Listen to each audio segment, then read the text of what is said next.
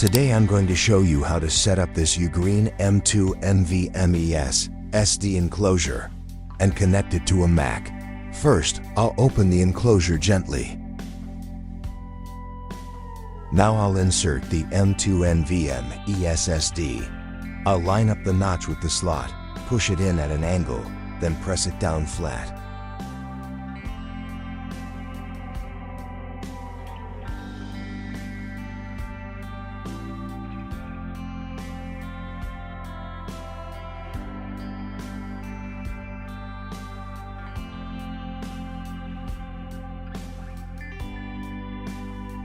Next, I'll secure it with the screw so it doesn't move around inside.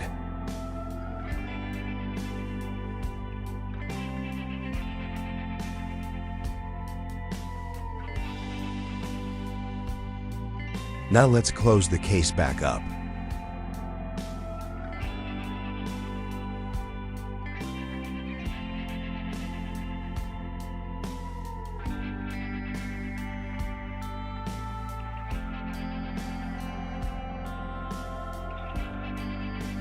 Time to connect it to the Mac using the USB-C cable.